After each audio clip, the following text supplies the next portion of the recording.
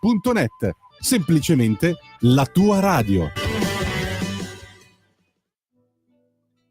Va ora in onda Largo ai bambini, educazione e dintorni. Dove c'è un bambino, c'è un'intera società, con Francesca Corbella. Buonasera a tutti e bentrovati. Allora, Erasmus e Moschetto. Il Parlamento europeo lancia praticamente un diktat agli studenti. Cosa è successo? È successo che è stata presa una risoluzione dal Parlamento europeo che praticamente vuole fare degli studenti, e in generale dei cittadini naturalmente, dei partecipanti attivi alla politica di riarmo.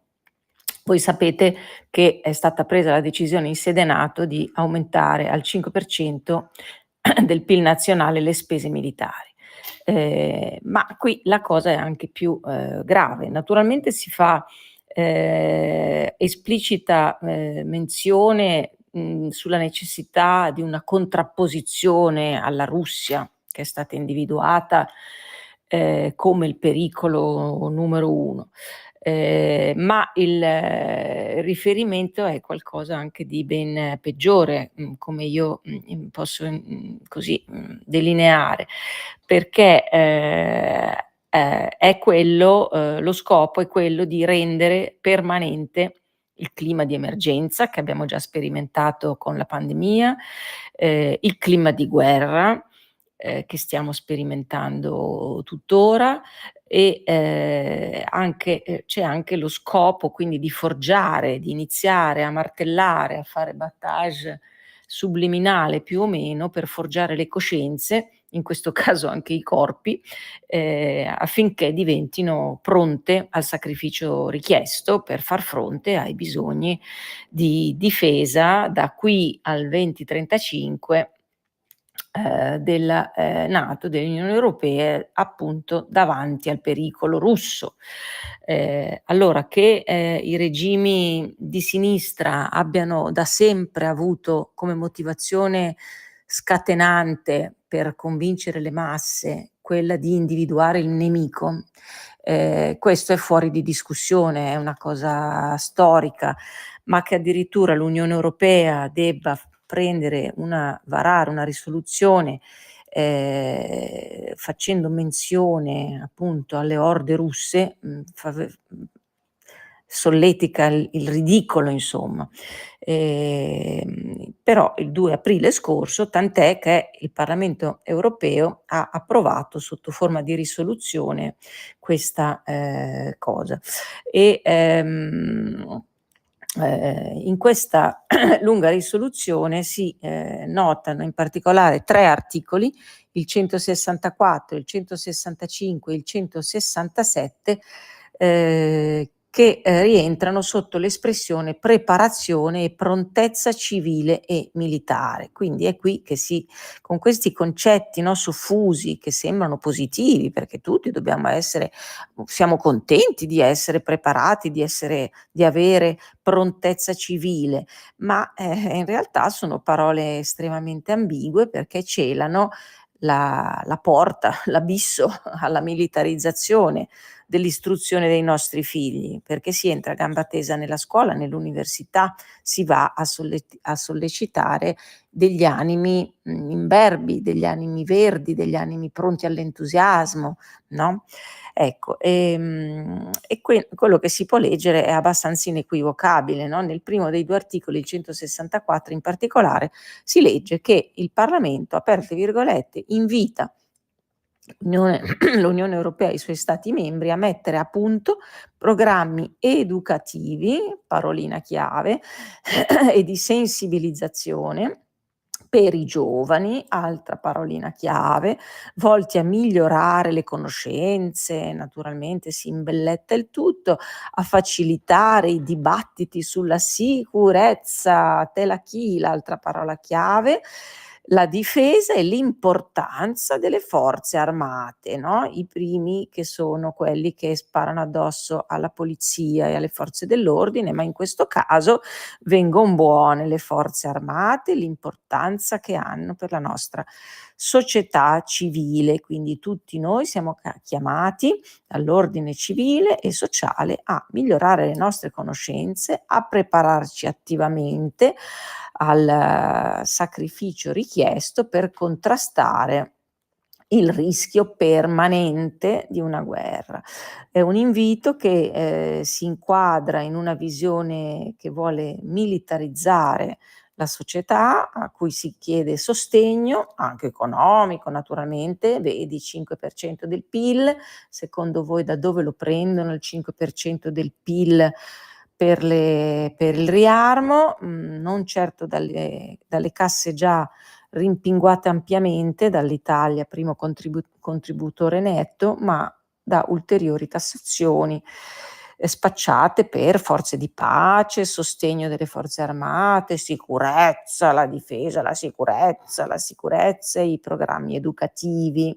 Ecco, e si riconosce, aperte virgolette, l'importanza cruciale dei cittadini che non vengono mai cagati da nessuno, tranne quando devono pagare gli F24 e siamo sotto data, ma in questo caso hanno un'importanza cruciale i cittadini nella preparazione e nella risposta alle crisi, pandemia, number one, guerra, pari merito col number one.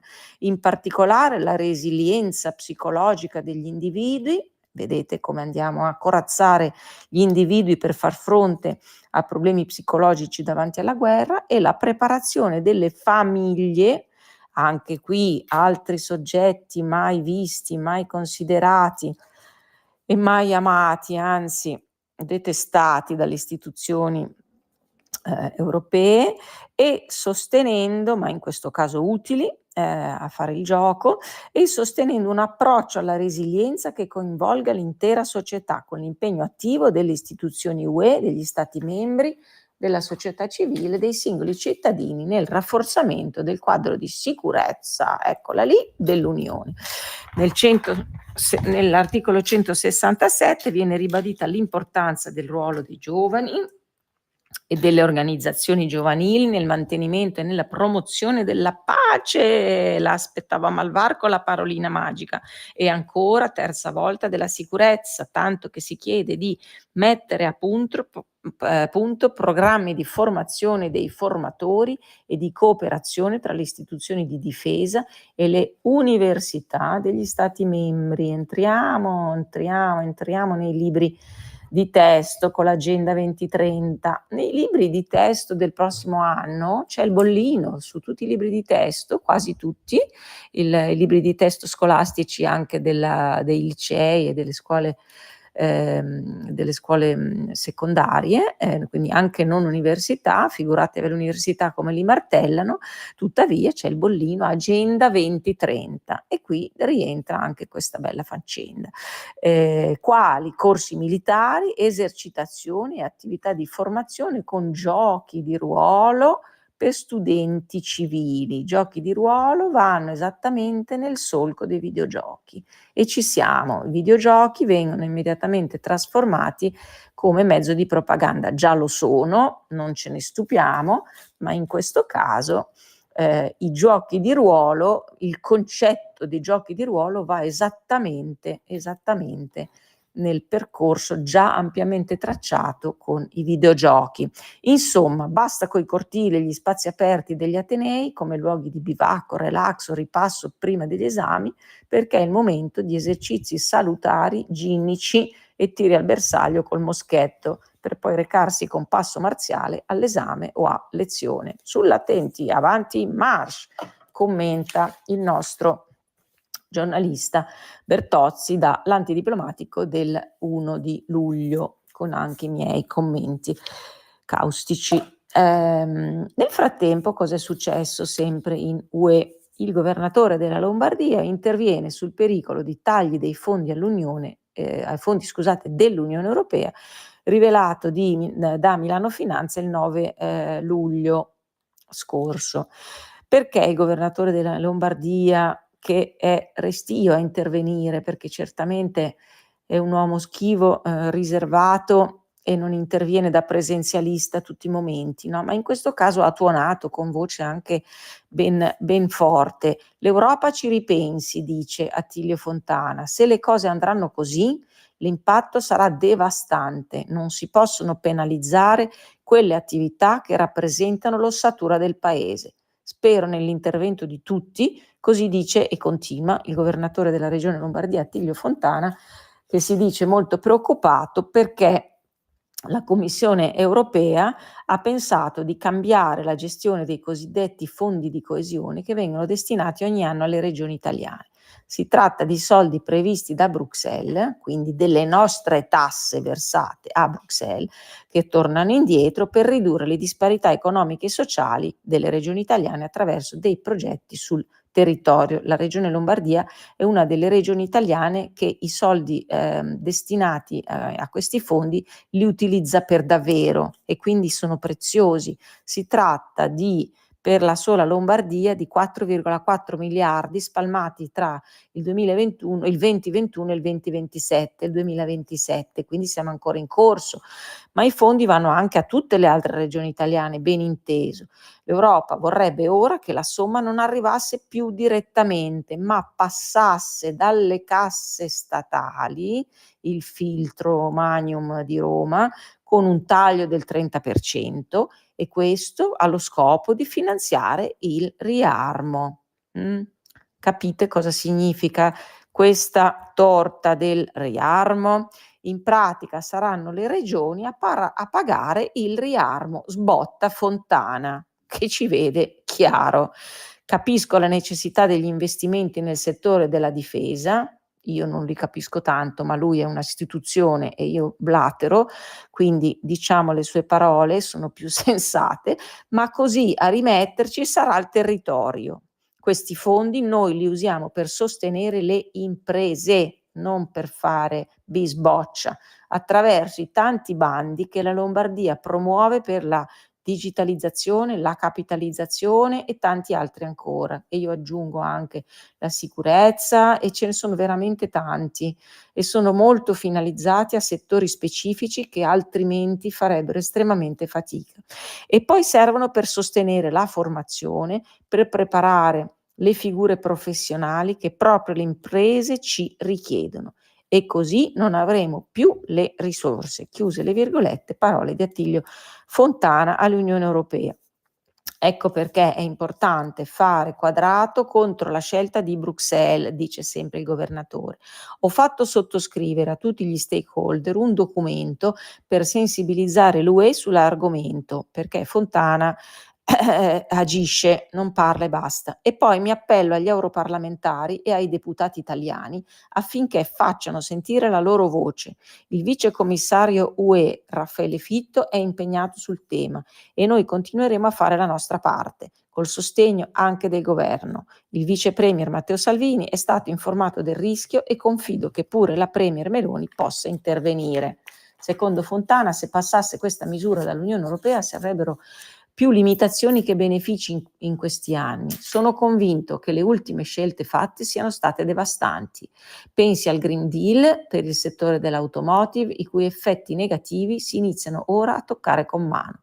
Tutti nella vita possono imboccare una strada sbagliata. Sì, ma quante ne imbocca l'Unione Europea? Parole mie. Riprendiamo le parole di Fontana, ma poi bisogna avere il coraggio di correggersi e non farsi guidare da un vetero ideologismo,